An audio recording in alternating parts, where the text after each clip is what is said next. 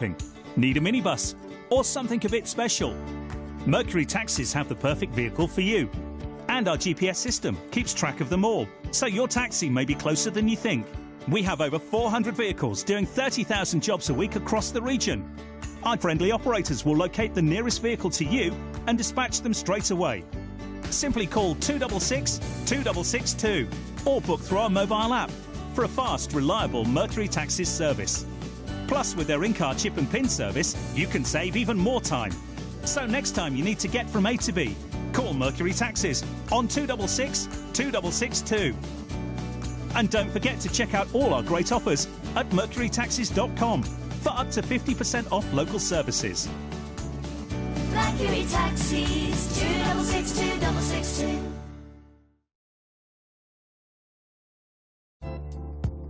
Do you want to get your message heard? With low advertising rates and great sponsorship opportunities, Sheffield Live can help you reach thousands of local people. Get your campaign on Sheffield Live.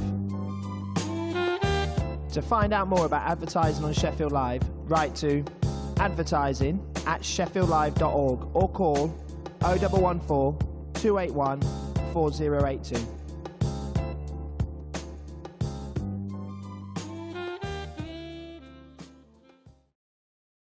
This is Sheffield Live.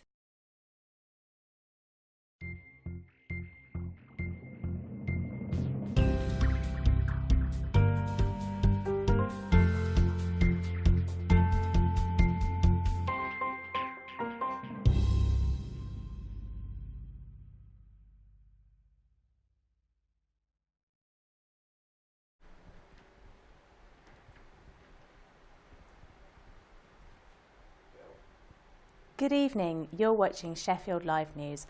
I'm Charlotte Reed and here's your headlines at 6:30. Sheffield students have been sharing their stories of the Hong Kong democracy protests which have taken place this week in Hong Kong. Thousands have joined pro-democracy protests because they want China to withdraw plans to vet candidates for the next Hong Kong leadership election in 2017. China's Foreign Minister Wang Yi has warned against the protests, calling them illegal. We've been speaking to two Sheffield students about their experiences of the protests through their families based in Hong Kong, and there'll be more on that in our 6:30 show. The 23-year-old has pleaded guilty to the manslaughter of Bradford student Anwar Tagabo in Sheffield city centre. The incident happened earlier this year. Nathan Lloyd Tomlinson admitted the offence at a hearing at Sheffield Crown Court earlier today. Anwar Tagabo came to Sheffield for a night out with a friend, but they became separated during the night. He was then approached by three men on Carver Street and punched once and knocked unconscious by Tomlinson. Mr. Tagabo was taken to hospital and he died later. Nathan Lloyd Tomlinson will be sentenced on the 13th of November. A furniture store on Pinston Street has been badly damaged by fire. 5 fire engines from Central, Mansfield Road, Darnall and the Riverland stations attended the scene in the early hours of this morning. Firefighters managed to bring the fire at Perfect Home under control, and this prevented it from spreading any further. The first floor of the store was alight, as well as a large amount of furniture. They're currently looking into the cause of the fire. Perfect Home say their store will be closed while the clean-up happens, and currently the Sheffield team is working from their Rotherham store. Thousands of under-18s have been caught drink driving, according to police records. A Freedom of Information request revealed that 75 under-18s in South Yorkshire were arrested for drink driving between 2008 and 2013, and 16 under-16s. The youngest person caught offending was a 14-year-old in 2013. Nationally, around 6,500 people under 18 were caught during that time period. Chief Inspector Glenn Suttonwood from South Yorkshire Police's Roads Policing Unit said that the number of people under the age of 18 drinking and driving is low, but one is too many, and we will continue to target those who think they are above the law and are willing to risk their life and the lives of others. Last month was the driest September in Sheffield for 28 years. This is according to Museums Sheffield's weather station at Weston Park. Sheffield hasn't had the driest September in the UK, And because of the hills in the city, some of the rainfall can be very localised. This essentially means that some bits of Sheffield will have seen more rain than other areas. And if you're interested in weather, make sure you stay watching for our weather report. And in sport, Sheffield Wednesday take on Yorkshire rivals Leeds United on Saturday. Last time the Owls played Leeds at their home ground in Hillsborough, they won 6-0. Saturday's match is away at Elland Road, and the head coach Stuart Gray said it's always difficult to score goals away from home because it will be tight and compact, but he'll settle for a 1-0 win. In the Owls' 1-1 draw against Ipswich on Tuesday, Joe Mattock and Chris Maguire both got yellow cards. And a charity boxing match is taking place tonight at the English Institute of Sport here in Sheffield. Boxers from the GB boxing squad, including 2 Commonwealth Games medalists, will compete against France to raise money for Sports Aid. The charity helps young sportsmen and women who want to be Olympic, Paralympic, Commonwealth and World champions by providing them with funding and support. The boxers in tonight's match include light welterweight Sam Maxwell, who won bronze at Glasgow 2014, and bantamweight Sean McGoldrick, who won gold at the 2010 Commonwealth Games. And now it's time for a look ahead to the weather with David Richards.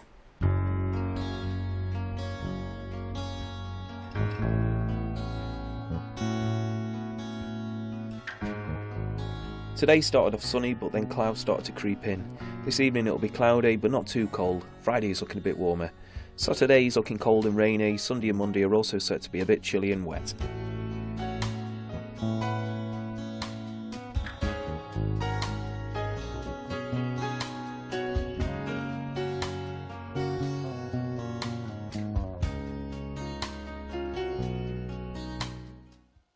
Welcome back. Protests have been taking place across Hong Kong in favour of democracy.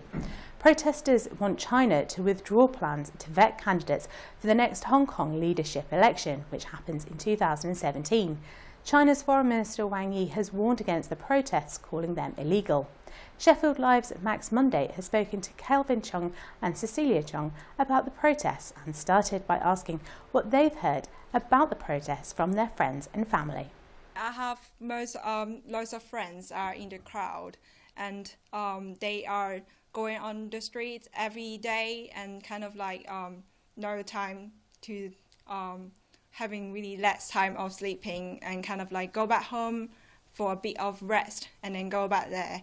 The reason why we are being that really working hard is because we think that the government is not listening to the protester, and the government is not listening to the people in Hong Kong.